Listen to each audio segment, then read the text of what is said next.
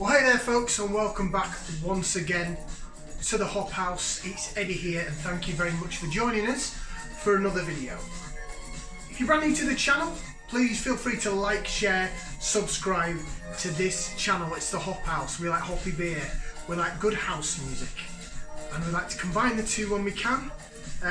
YouTube doesn't always allow me due to copyright reasons, and the house music side we also do over on my Twitch channel. Now today we are here actually to talk about some beer, but I've got some tunes playing in the background, so if you like your house music and that sort of thing, feel free to nod your head and tap your feet while we go through this. Today I actually want to talk about a style of beer that we sort of touched on, but I haven't really spoke much about it, and we haven't really reviewed that many of these beers. We're talking today about New England IPAs. Okay, New England IPA.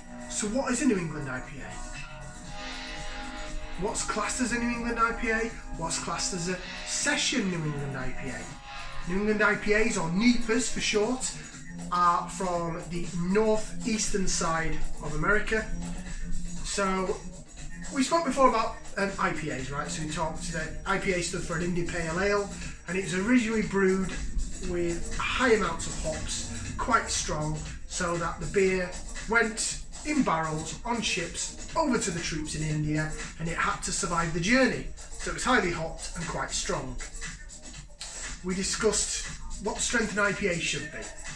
Now, this is much debated, and I think it depends on what type of IPA you're referring to, but I think in this country, so in the UK, or in my opinion should I say, this is, again, I'll just get it straight, I'm not a brewer, I don't work in the industry, I just like beers, and I just thought I'd set up a channel and just chat codswallop to you guys. And if you like it, fair play to you. If you don't, it's not going to be everyone's cup of tea.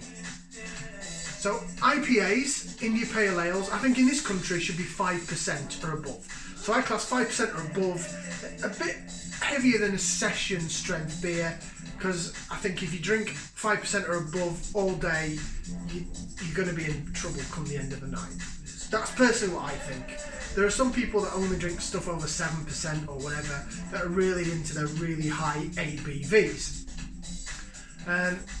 So for me, in the UK, an IPA comes at 5% or above. Now we're going to take it over the pond to America, it's over there, and they do their IPAs higher. So when it comes to American IPAs, they say 6% and above is an IPA, below that is a pale ale.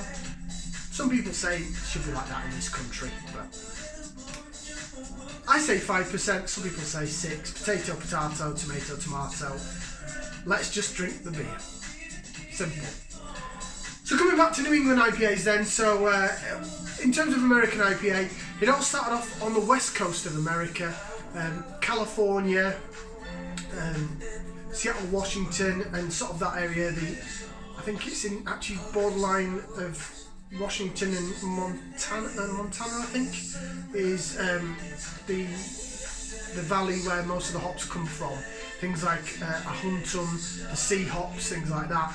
But it is classed as a West Coast IPA because it sort of hops from that region, but it was brewed to that style.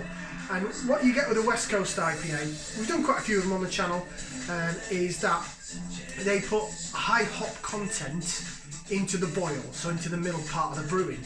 And what it does is it gives you fantastic bitter grapefruit aromas, especially with the American sea hops.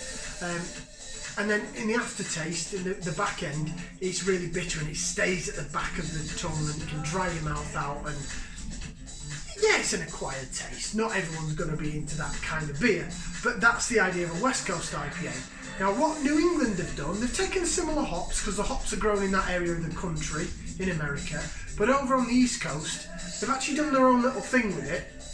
So, New England on the East Coast is sort of above New York, bordering on Canada. So you're talking about Massachusetts, you're talking about New Hampshire, Vermont, Rhode Island, places like that, all those states. And they say that that's where the English first docked in America when we took over. we took over, that doesn't sound good, does it? But you know what I mean. Look, know your history, that's where the English landed. Hence they call that region New England. So the brewers there, they decided to get these American sea hops and other American hops as well, not just the 4 Cs, but the American hops over from California, and they decided that they weren't going to refine them, they weren't going to filter them, they weren't going to put the finings through and make them clear and see-through. They were going to go ahead and leave all the yeast in there, all the sediments in there, and they also added oats as part of the malt bill. They added oats in there, and it gave it a really thick, oaty feel to the mouth. Really nice feel, a lot thicker feeling beer. What they then did with the hops as well, instead of adding them to the boil, they added them at the back end. They had them right at the back end, and they're called dry hopping in the fermenter. And what this did is, instead of adding the complete bitterness that you would get, instead it actually provided some real fruity flavours. So you got the grapefruit, but you also got like sweetness, and mixed with the oats in the malt bill. Dry hopping the beer at the back end sort of really produced sweeter fruits. So your mangoes, your lemon and lime, your lychee, grapefruit, watermelon. Just really, sometimes some of these beers taste like remember the old fruit salad sweets you used to maybe get in your tuck shops in school back in the day? You have your blackjacks and your fruit salads. It tastes a bit like fruit salad sweets. That's how sweet that these beers can be. But it really, really works. It's really refreshing. It really, really, really works. So yeah, that's basically a New England IPA. So what I'm going to do is I'm going to leave this video here, and then I'm going to go ahead and come back and review some New England IPAs. That's the idea.